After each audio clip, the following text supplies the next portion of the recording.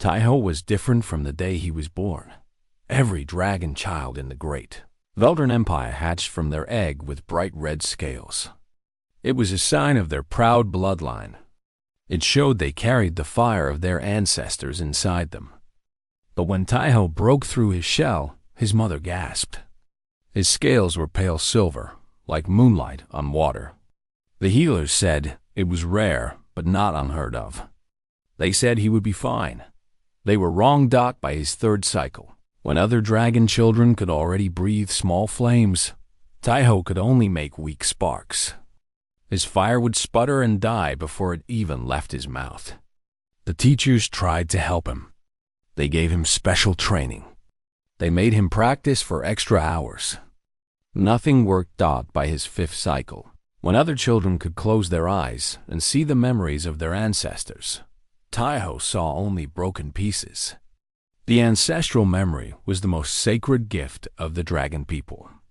Every dragon could look back through time and see what their grandparents saw, what their great-grandparents saw, going back thousands of years. It was how they learned their history. It was how they knew who they were. But Taiho's visions made no sense. He would see flashes of places that did not exist on any map. He would feel emotions that did not match the official histories. When he told the teachers what he saw, they shook their heads and wrote notes in their books. They used words like defective and damaged. When they thought he could not hear, he always heard. His mother was General Yuna of the Imperial Guard. She was one of the most powerful dragons in the entire empire. Her fire could melt stone. Her ancestral vision was so clear that the emperor himself asked for her advice. When she walked through the streets, other dragons bowed their heads in respect. But when she looked at her only son, her crest would fall flat against her head. It was a sign of disappointment among their people. She tried to hide it. She told Taiho that she loved him no matter what, but he could see the truth in her eyes. He was her shame. His clutchmates were even worse. Dragons who had hatched in the same season were supposed to be like brothers and sisters. They were supposed to support each other. Instead, they made Taiho's life miserable. "Hey, Ashbreath!" A large red dragon named Junho would call out whenever he saw Taiho. "Try not to embarrass us today." "Empty eyes here," another would laugh. "Quick, hide the test answers." Not like he could read them anyway. Taiho learned to walk with his head down. He learned to sit in the back of every room. He learned to be invisible. The Academy of Sacred Flames was the most important school on Veldris Prime. Every young dragon attended it. Here they learned to master their fire. Here they strengthened their connection to ancestral memory. Here they prepared to take their place in the great empire. For Taiho, it was a prison. He sat alone at lunch. He walked alone through the halls. The teachers had stopped calling on him in class long ago. Why bother? He would only stammer and fail, and the other students would laugh. And the lesson would be ruined for everyone. Sometimes, Taiho wondered if it would be better if he just disappeared. The day of the final assessment came on a cold morning in the season of dying flames. This was the most important test of a young dragon's life. The results would decide everything. High scores meant good jobs, respected positions, a future worth living. Low scores meant nothing, less than nothing. Taiho walked into the examination hall with heavy steps. His pale silver scales seemed to glow against the dark stone walls. He could feel the eyes of his clutchmates on him. He could hear their whispered jokes. "Watch this," Junho said to his friends. "The ash breather is going to cry again." The hall was huge and circular. In the center sat the High Examiner, an ancient dragon whose scales had faded to gray with age. Around him were arranged dozens of artifacts on small pedestals. Each artifact was thousands of years old. Each one contained the memories of whoever had touched it last. The test was simple. Each student would approach an artifact, place their claws on it, and used their ancestral vision to read its history. They had to describe what they saw in detail. The more accurate and complete the vision, the higher the score. Taiho watched as his clutchmates went one by one. Junho touched a golden crown and immediately began speaking in a confident voice. He described an ancient king preparing for battle. He named the king's enemies. He quoted the king's last words before victory. The High Examiner nodded with approval. More students followed. Each one succeeded. Each one proved their worth. Then it was Taiho's turn. He approached the center of the hall on shaking legs. The artifact waiting for him was a small stone tablet covered in old writing. According to the records, it was from the 3rd dynasty, over 8,000 years ago. It should show him images of the great temples being built. It should let him hear the prayers of the ancient priests. Taiho placed his claws on the cold stone. He closed his eyes. He reached out with his mind, trying to connect to the ancestral memory within. At first, he saw nothing, just darkness. His heart began to race. Not again. Please, not again. Then the fragments came, but they were wrong. Instead of warm temples and chanting priests, he saw ice. Mountains of ice stretching to the horizon. Instead of the red deserts of Veldur's Prime, he saw a world of endless winter. And beneath it all, he felt something. Something huge and terrible, sleeping in the dark. The vision brought a feeling with it. Fear. Deep. Ancient fear. Taiho opened his eyes with a gasp. The High Examiner was staring at him with an expression of tired disappointment. Well? The old dragon asked. What did you see? Taiho's mouth opened, but no words came out. How could he describe ice to people who worshipped fire? How could he explain mountains that existed on no map? They would think he was lying. They would think he was crazy. I saw, he tried. Speak up, boy. Cold. I saw cold. And mountains. And something underneath. The silence in the hall was worse than laughter. At least laughter was a reaction. This silence was empty. It said that Taiho was not worth the energy it took to mock him. The High Examiner sighed and made a mark in his book. Failed, he said. Again. Now the laughter came. It rolled through the hall like thunder. Taiho saw Junho bent over, clutching his stomach. He saw the others pointing at him. He saw the High Examiner turn away, already forgetting him. Taiho ran. He burst through the doors and fled down the corridors. His pale wings were tucked tight against his body. His silver scales felt like they were burning with shame. He did not stop until he reached the Academy Gardens, where he collapsed beneath a tree made of purple crystal.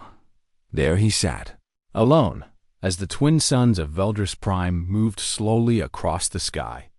He thought about his mother's disappointed face. He thought about his future, which now looked like a long gray line stretching into nothing. He thought about how much easier everything would be if he had just been born normal. He did not know that someone was watching him from the Academy building. A figure stood at a high window, looking down at the garden with intense interest. This figure was smaller than a dragon. Her skin was brown and smooth, without scales. Her eyes were dark and bright, like polished stones. She was human, and she had seen something in Taiho's failed vision that made her smile with excitement. Dr. Jiwan Park turned away from the window and began walking toward the garden. She had been waiting a long time to find someone like the silver-scaled boy. Someone who saw what others could not. Someone who might help her uncover a truth that had been buried for 50,000 years. She had finally found him. Dr. Jiwan Park was not supposed to be on Veldur's Prime. Humans were new to the galaxy. They had only been traveling between stars for 300 years. To the ancient races who had ruled space for millions of years, humans were like children who had just learned to walk. Some found them amusing. Some found them annoying. Most did not think about them at all. The dragon people of the Veldran Empire were among the proudest races in the Galactic Concord. They had built their civilization when humans were still living in caves. They had conquered star systems when humans were still learning to make fire. To them, allowing a human scientist to visit their homeworld was like allowing a pet to attend an important meeting. But Ji-won had earned her place through years of hard work. She was a Zen archaeologist, which meant she studied the ancient ruins and artifacts of alien civilizations. She did not have psychic powers like the dragons. She could not read memories from old objects. She could not look back through time. What she had was something different. She had patience. She had curiosity. And she had a mind that never stopped asking questions. While other scientists from telepathic races simply touched an artifact and downloaded its history, Ji-won had to do things the hard way. She measured. She cataloged. She compared.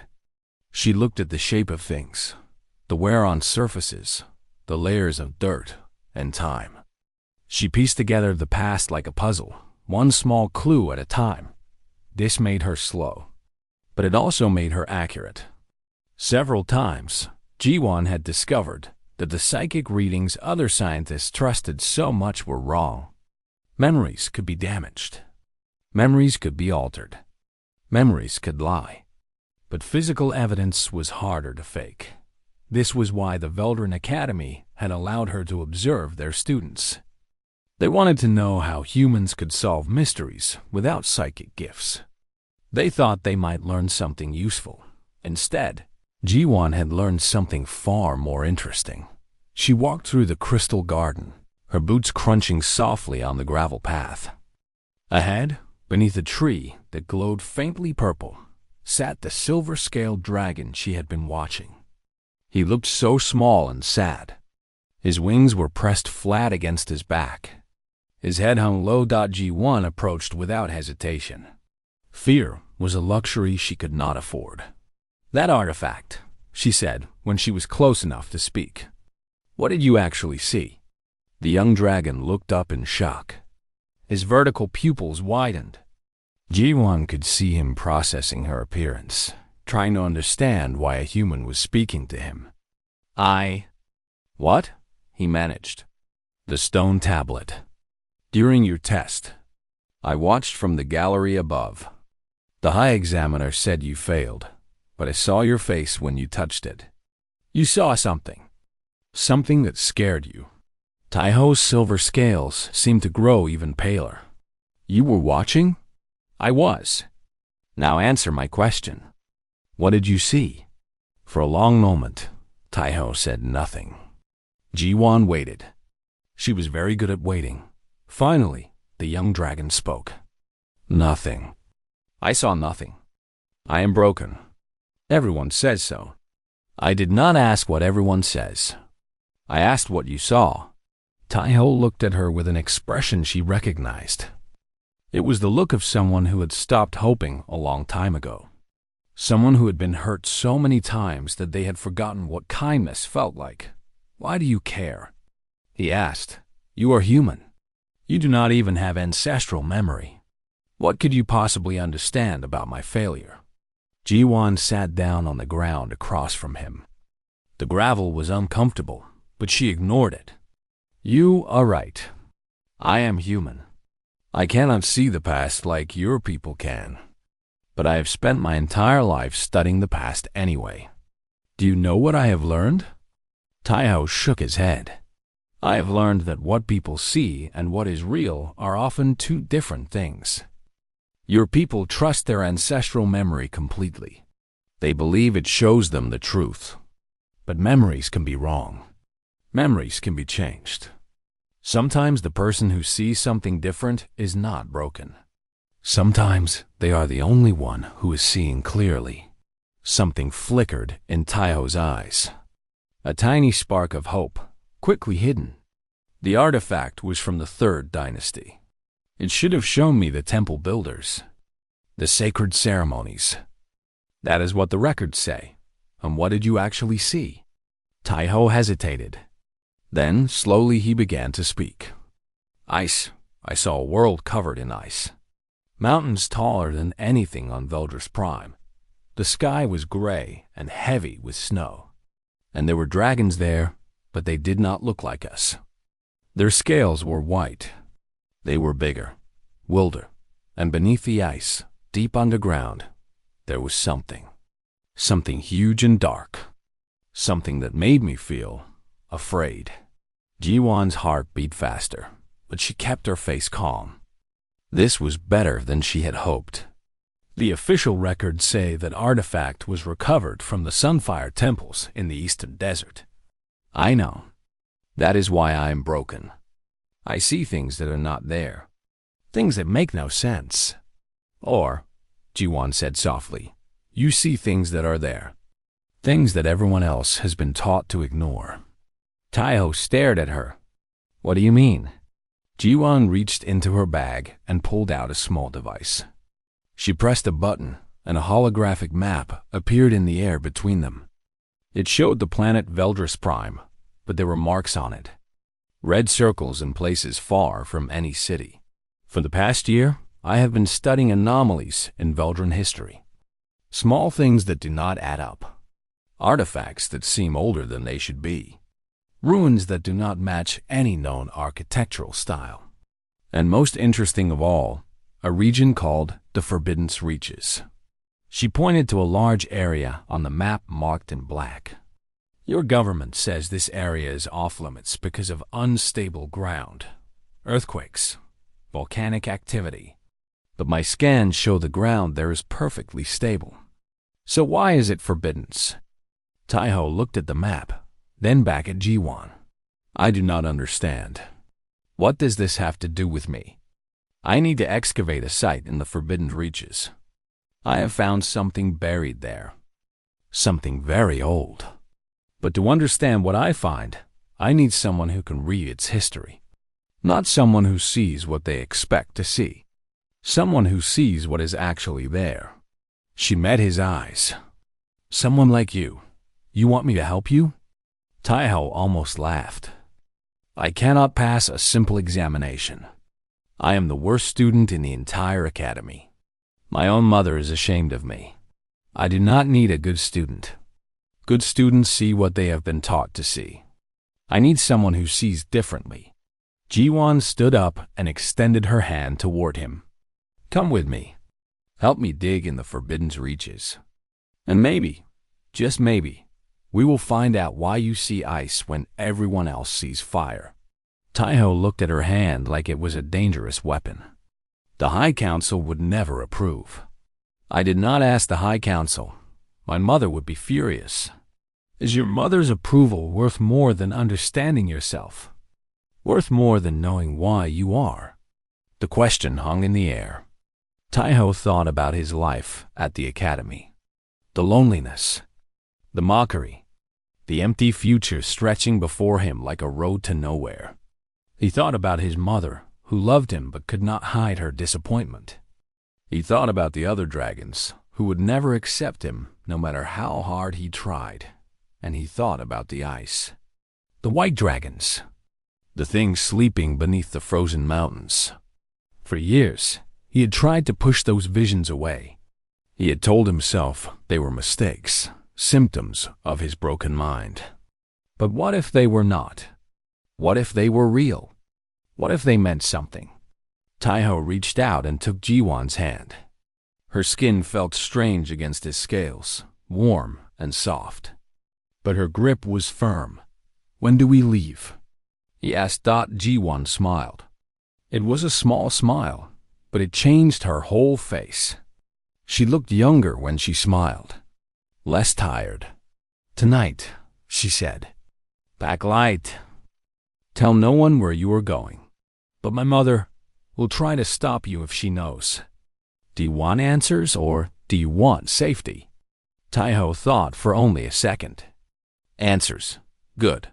Jiwan released his hand and began walking back toward the academy building. Meet me at the west landing platform at midnight. My pilot's name is Dohon. He talks too much, but he is a good flyer. And Taiho? He looked up at her. Bring your curiosity. Leave your shame behind. Where we are going, you will need the first and have no use for the second. She disappeared into the building, leaving Taiho alone in the garden. For the first time in as long as he could remember, he did not feel hopeless. He felt scared, yes. He felt uncertain. But beneath those feelings was something new. Excitement. Tonight, he would leave everything he knew behind. He would travel to a forbidden place with a human stranger. He would break every rule he had ever been taught. And maybe, finally, he would find out who he really was. The twin sun set over Veldris Prime, painting the sky in shades of orange and red. Taiho watched them sink below the horizon and felt like he was watching his old life end. Tomorrow, something new would begin. The ship was small and fast, built for speed rather than comfort. It had no name, just a number painted on its side that had faded with age. Jiwan called it her lucky vessel.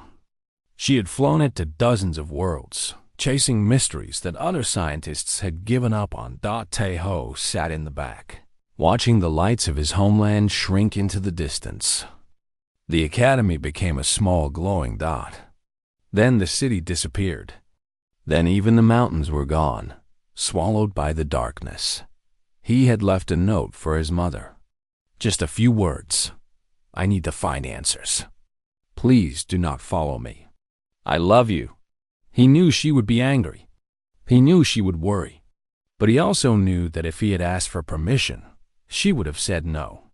And he could not accept no. Not anymore. The pilot Dan was exactly as Jiwan had described. He was a young human man with messy black hair and a smile that never seemed to leave his face. He talked constantly about everything and nothing.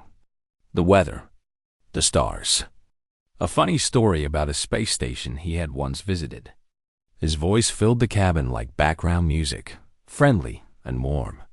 So, you are the dragon who sees wrong, Doan said, looking back at Taiho with curious eyes. Jamwan has been talking about you for weeks. She said you were special. Taiho felt his scales grow warm with embarrassment. I am not special. I am broken. Same thing, sometimes. Dohan turned back to the controls. You know what humans are? To the galaxy, I mean.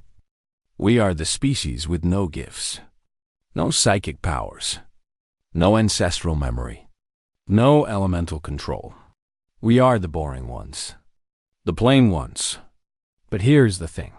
Being plain means we had to figure things out the hard way. We had to learn to see patterns instead of reading minds. We had to build tools instead of using magic. And you know what? Sometimes that gives us a different angle. A perspective that the gifted species miss because they are too busy relying on their powers. You think I am like that? I think Jiwan does. And Jiwan is usually right. Dawn laughed. Do not tell her I said that. Her ego is big enough already. Jiwan appeared from the back of the ship, where she had been organizing equipment. I heard that. I know. I said it loud on purpose. The three of them traveled for 2 days. During that time, Jiwan taught Taiho her methods. She showed him how to examine objects without using psychic powers, how to look at the way edges wear down over time, how to read the story told by layers of dirt and dust, how to measure and compare and deduce. Your people see the past like a window, she explained. They look through and see what happened. But windows can be painted. They can show you pictures instead of reality. What I do is different.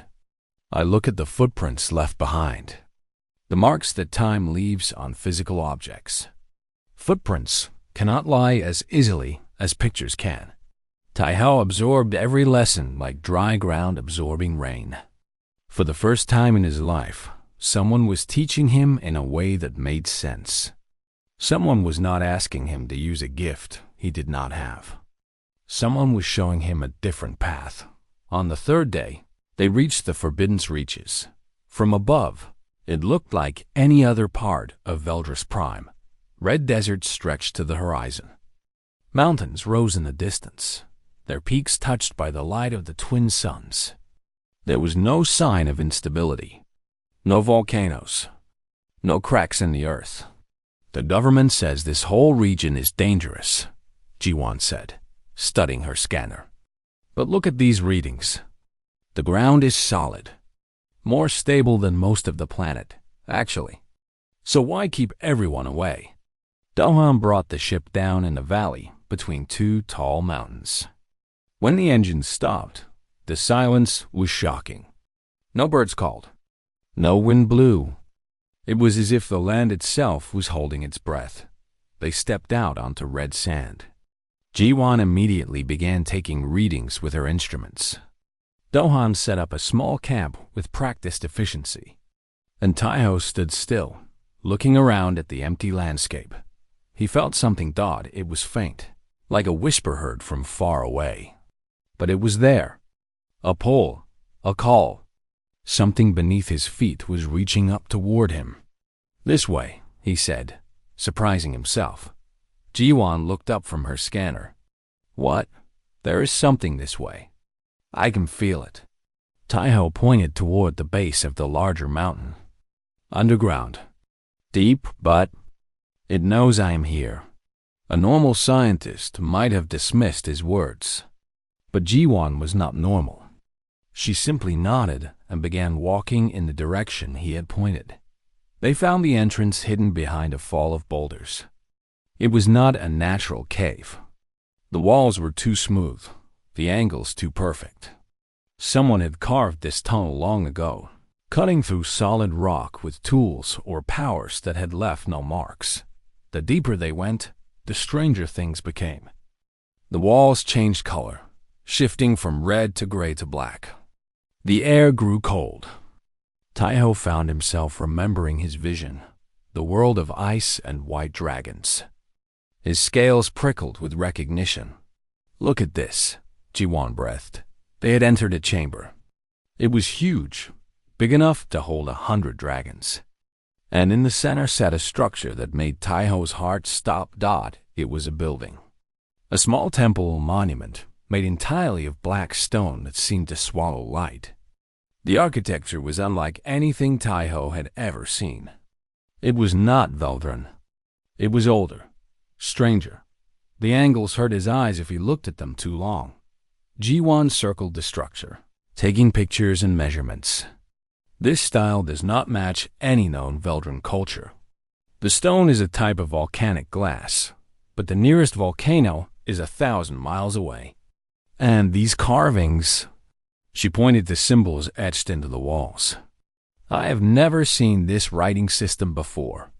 Taiho approached the black building slowly. With each step, the feeling grew stronger. The something beneath them was reaching up, calling to him, wanting him to see. He placed his claw on the cold black stone. The vision exploded. Through him like a thunderbolt. He saw the ice world again, but this time in perfect clarity. White dragons flew through gray skies. They built cities on glaciers. They hunted great beasts across frozen plains. They were proud and strong and wild, but they were also afraid. Beneath their world, something stirred. Taiho could feel it in his bones. A darkness. A hunger. A thing that had no name because to name it was to give it power. It had slept for millions of years, but it was waking. It was reaching up through the ice, through the stone, through the world itself. The white dragons tried to fight it. They used all their power, all their fire, all their ancient magic. Nothing worked. The hunger could not be killed. It could only be fled. Taiho saw the great exodus. Thousands of white dragons passing through a shimmering gateway, leaving their dying world behind. He saw them arrive on a new planet. A warm planet with red deserts and twin suns. A planet that would one day be called Veldris Prime, but they had not escaped. The hunger had followed them across the stars. It had settled into the core of their new world and gone back to sleep. The first Dragon Kings had made a terrible decision. They could not defeat the hunger. They could only delay its waking. So they would make their people forget. They changed the ancestral memory. They rewrote history. They told their children that they had evolved on this world, that they were born from fire, that they were gods. They sealed away the true past and buried any evidence that might reveal it, and they prayed that the hunger would never wake again. Taiho pulled his claw back from the stone with a scream. He fell backward onto the ground, his body shaking, his silver scales flashing with strange light. Jiwan was at his side in an instant. "What did you see?" "Taiho, talk to me. What did you see?" He looked up at her with wide, terrified eyes. "Everything. I saw everything. We are not from this world. We are refugees. And the thing we ran from, it is here. It is sleeping in the heart of this planet. And it is waking up." Jiwan's face went pale, but her voice stayed steady. "Tell me everything. Every detail." Taiho told her. He described the ice world, the white dragons, the hunger, the exodus, the great lie. He talked until his throat was raw. When he finished, Jiwan sat in silence for a long time. "This matches my findings," she finally said. "The geological evidence I have found suggests your species appeared on this planet suddenly about 50,000 years ago. Before that, no dragon fossils. No evolutionary ancestors. It was like you appeared out of nowhere." She looked at the Black Temple. "Now I know why. You did appear out of nowhere. You came from somewhere else." An alarm began to beep from Dohun's communicator. His cheerful face had become serious. "We have a problem," he said. 3 Imperial warships just entered orbit. They are heading this way." Taiho felt his blood run cold. There was only one person who could have tracked them here. Only one person who had the authority to command Imperial warships. His mother had found them, and she was coming. The warships descended like angry gods falling from the sky. They were massive vessels, each one capable of burning a city to ash. Their hulls were painted crimson, the color of the Imperial Guard.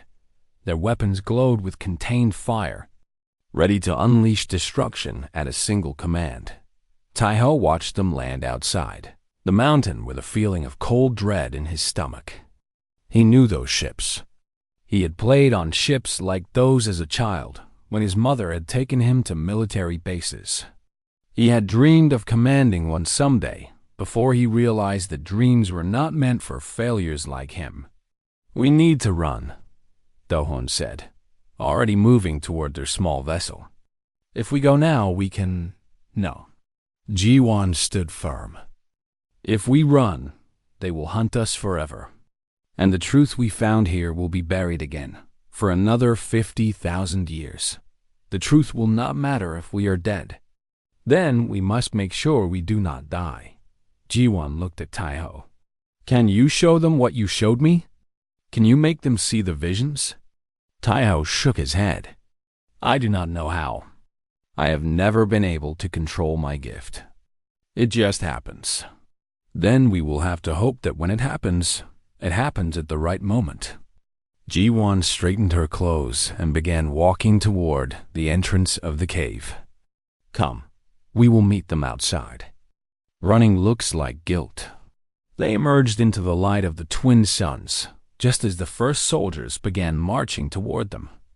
Imperial guards in full battle armor, their scales gleaming, their eyes burning with disciplined fury. Behind them came the Truth Keepers, the elite psychic enforcers of the Empire. They wore white robes that seemed to glow with inner light. Their job was to maintain the purity of ancestral memory, to ensure that no false visions corrupted the minds of the dragon people. And at the front of them all walked General Yuna. Taiho had never seen his mother look so terrifying. Her crimson armor covered her from head to tail, enhancing her already considerable power. Flames danced along her wings like a cloak made of fire. Her eyes, usually soft when she looked at him, were now hard as diamonds. Taiho. Her voice echoed across the red sand like thunder. Step away from the human. He did not move. Mother, please. You do not understand. This place, I understand perfectly. Yuna stopped 10 feet away, her soldiers fanning out behind her. You have been corrupted. This alien creature has filled your head with lies, taken advantage of your weakness. But you are still my son. Come to me now, and I will speak on your behalf to the High Council. Your punishment will be light. And what about her? Taiho looked at Jiwan, who stood calmly beside him. What will happen to her? The human has violated our most sacred laws. She has entered forbidden's ground. She has corrupted an imperial citizen. Yuna's eyes fixed on Jiwan with cold hatred. The penalty is death. Jiwan did not flinch. She stood with her hands clasped behind her back, her face showing no fear. Taiho felt a wave of admiration for her courage. Before you execute me, General, Jiwan said, I have one question. Why is this place forbidden's? The ground is unstable. Everyone knows this. Your own scanners will tell you that is a lie. This ground is solid rock, more stable than the land beneath your capital city. So I ask again, why is it really forbidden's? What is down there that your ancestors did not want you to find? Murmurs rippled through the soldiers. Even the truth keepers exchanged uncertain looks. Yuna's expression flickered for just a moment before hardening again. Your tricks will not work on us, human. We are not foolish enough to listen to alien lies. Then listen to your own son. Jiwan stepped aside, giving Taiho a clear path to his mother. He has touched the artifacts in the chamber below. He has seen things that no dragon has seen in 50,000 years. He is not corrupted. He is not broken. He is the only one among you who sees the truth. Yuna looked at her son. For a moment, the general faded and the mother appeared. Taiho could see the conflict in her eyes. She wanted to believe him. She wanted to understand. But everything she had been taught, everything she believed, told her that this was impossible. Taiho, she said softly, whatever you think you saw, it was not real. Your visions have always been confused. That is why you fail your tests. Your mind is damaged. It shows you things that are not there. What if my mind is not damaged? Taiho stepped forward, his silver scales catching the sunlight. What if it is everyone else who is damaged? What if something was done to our people long ago that changed what we can see? And what if I am the only one who was not affected? That is impossible, is it? Jiwan spoke again. Your people have the most advanced psychic abilities in the galaxy. You can access memories going back thousands of generations. But what if those memories were edited? What if the very first kings of your empire altered the ancestral record, removed certain truths, inserted certain lies? You would never know. You would simply believe what you had always been taught. One of the truth keepers stepped forward. She was an old female dragon with silver running through her red scales. This is heresy, she hissed. The ancestral memory is sacred. It cannot be changed. Everything can be changed, Jiwan said. Memories are just patterns in the mind. With enough power and enough time, patterns can be altered. Your first kings had both. Enough. Yuna raised her claw, and the soldiers moved forward, surrounding Taiho and the humans. I will not listen to more of this poison. Taiho, come with me now. Human, you will be taken to the capital for trial and execution. Wait. Taiho's voice was quiet, but something in it made everyone stop. Mother, I will make you a deal. Let me show you what I saw. I do not know if I can, but let me try. If I fail, I will come with you willingly. I will accept any punishment. But if I succeed, if you see what I have seen, then you must let us go. And you must think about what it means. Yuna stared at her son for a long moment. Behind her, the Truth Keepers whispered urgently. They did not want her to agree. They knew their power depended on the secrets remaining secret. But Yuna was not just a general. She was a mother. And despite everything, she loved her son. "Very well," she said. "Show me." Taiho walked to the entrance of the cave. His heart was pounding. He had never been able to control his visions. They came when they wanted, showed him what they wanted, then left him confused and ashamed. But this time was different. This time, he had seen the truth. This time, he understood what he was looking for. He led them down into the darkness. The chamber was just as they had left it. The Black Temple sat in the center, its strange angles catching the light from the soldiers' torches. Taiho saw his mother's face change as she looked at it. Even she could feel that something was wrong here. Something old and terrible. Taiho placed his claws on the cold black stone. For a moment, nothing happened. He reached out with his mind, searching for the visions that had come so easily before. But there was only darkness, only silence. Then he heard Ji-Wan's voice behind him. "Do not try to control it. Let it flow through you. You are not broken, Taiho. You are a channel. Open yourself and let the past speak." Taiho closed his eyes. He stopped trying to grab the visions. Instead, he let himself become empty. He let himself become a window, and the past came flooding through. But this time, it did not stay inside him. It exploded outward, crashing through the psychic barriers of the Truth Keepers, overwhelming the mental defenses of every dragon in the chamber. They all saw what he saw. They all felt what he felt. The ice world, the white dragons, the hunger rising from the depths, the desperate flight across the stars, the arrival on a new world, the terrible decision to erase the truth and create a new history.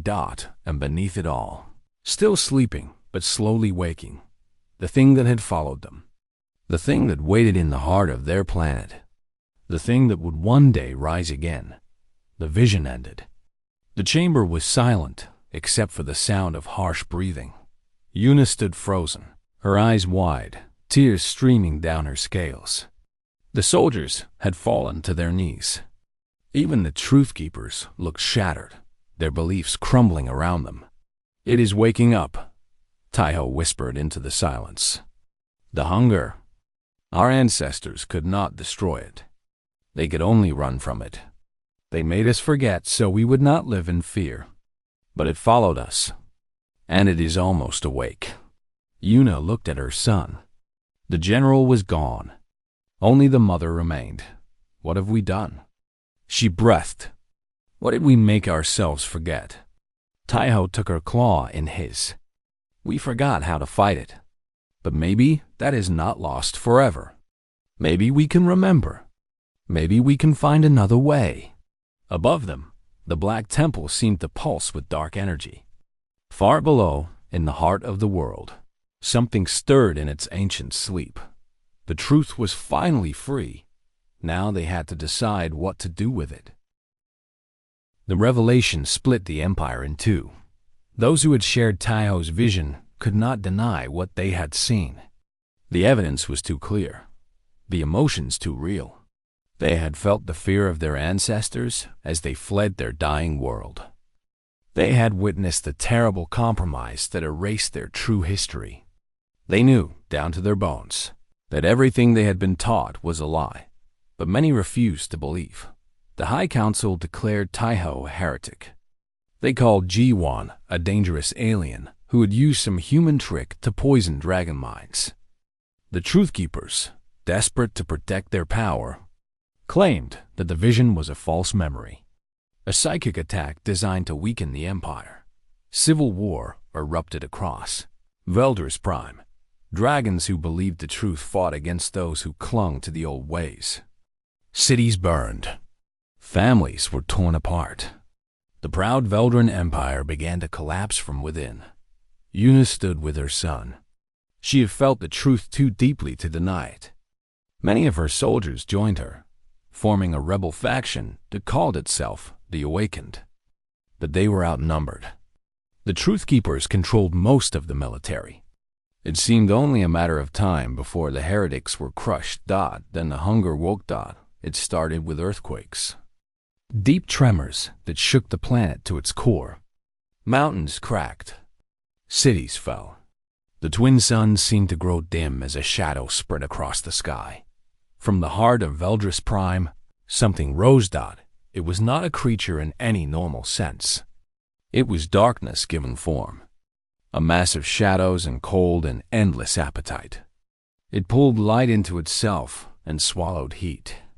Where it touched, things died. Not just living things, everything. The very matter of the world seemed to dissolve into nothing. The Imperial fleet attacked with everything they had. Fire, the greatest weapon of the dragon people, poured down from 1,000 ships. Beams of concentrated heat that could melt asteroids. Bombs that burned hotter than stars. The hunger ate it all. Fire only fed it. Heat only made it stronger. The weapons that had conquered 100 worlds were useless against this enemy. In the chaos, Taiho worked. Jaihan had found something in the Black Temple. Hidden in a secret chamber, buried beneath 50,000 years of dust, was a device. It was made of crystal and metal, covered in the same strange writing they had seen on the temple walls.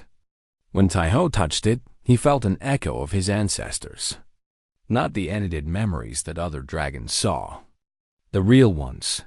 This is what they used, he said, holding the device carefully. The first kings.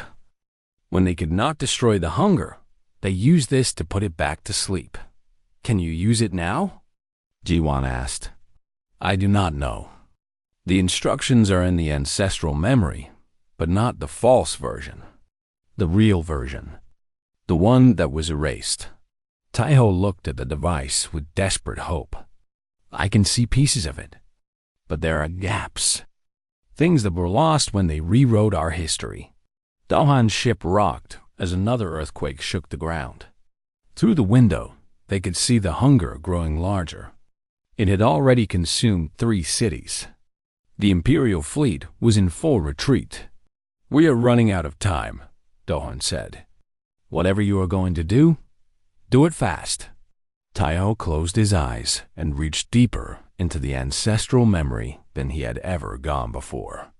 Past the edits. Past the lies. Down into the darkness where the truth had been buried. He found fragments. Pieces of the song. It was not fire that put the hunger to sleep. It was something else. A frequency. A vibration that spoke to the thing in a language older than the universe. His ancestors had discovered it by accident. A pattern that pushed the hunger back into its slumber, but the pattern was incomplete. Key parts had been destroyed when the first kings erased the truth. They had been so afraid of anyone remembering the hunger that they had removed the very knowledge needed to fight it. I cannot do it, Taiho said, his voice breaking. There is too much missing. I can see the shape of the song, but not all the notes. Jiwan grabbed his claws. Then fill in the gaps yourself. What? You have seen more of the truth than any dragon alive. You know what the hunger is. You know how your ancestors felt when they fought it. Use that. Use your instincts. Your people spent thousands of years editing their memories, but they could not edit their souls. The knowledge is still inside you. Trust it. Taiho looked at her. This human woman who had no psychic powers, no ancestral memory, no fire. She had nothing but her intelligence and her courage. And she believed in him when no one else did. He picked up the crystal device and walked to the entrance of the cave. Outside, the world was ending. The sky was black with the hunger shadow. The air was cold, colder than anything on this warm desert planet should be. Dragons flew in panic, their fire useless, their ancient power meaningless. Taiho saw his mother in the distance, commanding what remained of her forces. She was trying to organize an evacuation, that there was nowhere to go. The hunger was between them and the spaceport. They were trapped. He climbed to the top of the mountain and looked down at the creature consuming his world. It was so large now that it blocked out the horizon. A wall of darkness moving slowly across the land, leaving nothing behind. Tahoe raised the device and opened his mouth. For his entire life, his fire had been weak. His flame had been a source of shame. When other dragons breathed great gouts of destruction, he could barely manage a spark, but he was not trying to breathe fire now. He was trying to sing. The sound that came from his throat was like nothing any dragon had ever produced. It was not roar. It was not speech.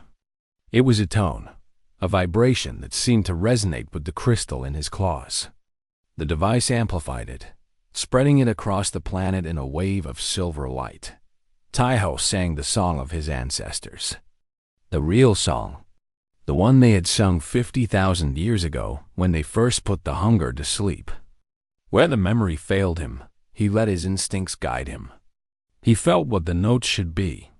He trusted the truth that had always been inside him.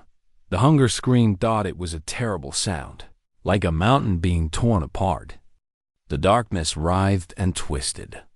For a moment, Tahoe feared it would surge forward and consume him.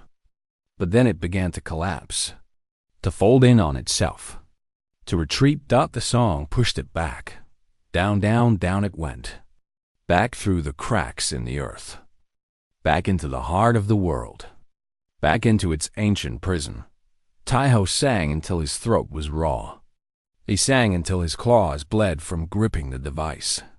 He sang until the last trace of darkness had vanished beneath the ground. Then he fell. When he woke, he was in a medical bay. Soft light surrounded him. The sound of machines hummed quietly. And sitting beside his bed, her crimson scales dull with exhaustion, was his mother. "Mother," he tried to say, but his voice was barely a whisper. Yuna took his claw gently. "You saved us. You saved everyone. Is it gone?" "It is sleeping again, deep in the planet's core. Your song put it back to sleep." She paused. "The scientists say it will wake again someday. Maybe in 1,000 years. Maybe in 10,000. But we have time now. Time to prepare. Time to learn." Tahoe closed his eyes.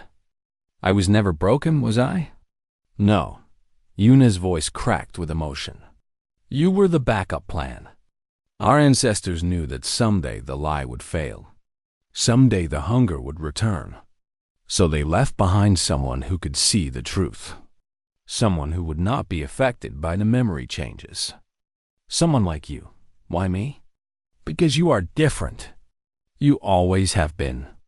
And sometimes, being different is not a curse. Sometimes it is exactly what the world needs." The door opened and Jiwan walked in. She looked tired but happy. Behind her came Doan, carrying a tray of food. "The hero is awake," Doan said cheerfully. "Good. I was getting tired of eating all this hospital food myself." Jiwan sat on the edge of Tahoe's bed. "How do you feel?" "Like I swallowed a volcano." "That sounds about right. You channeled more psychic energy than any dragon in recorded history. The healers say you will be fine, but you need to rest." Tahoe looked at her. "Thank you for believing in me when no one else did." "I did not believe in you," Jiwan said with a small smile. "I observed you. I saw what you could do. Belief had nothing to do with it." The war ended slowly. With the hunger's return and defeat, the truth could no longer be denied. The High Council was dissolved. The Truth Keepers lost their power. A new government formed, one dedicated to uncovering the real history of the dragon people. Tahoe became the first dragon speaker in 50,000 years. His title meant that he was the voice of the true ancestors, the keeper of the unedited memory. He spent his days in the ruins of the Forbidden Reaches, helping scholars rediscover what had been lost. G1 stayed.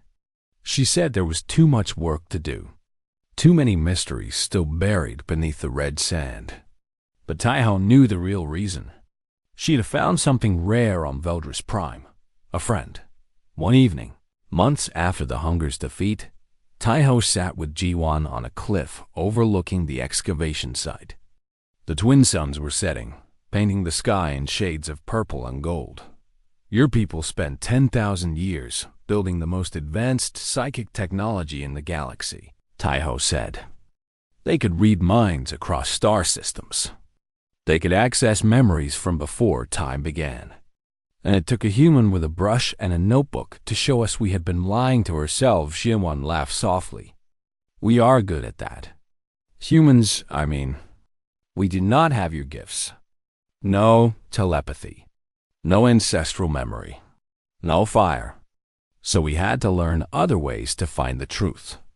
We had to look. To question. To never assume we already knew the answer.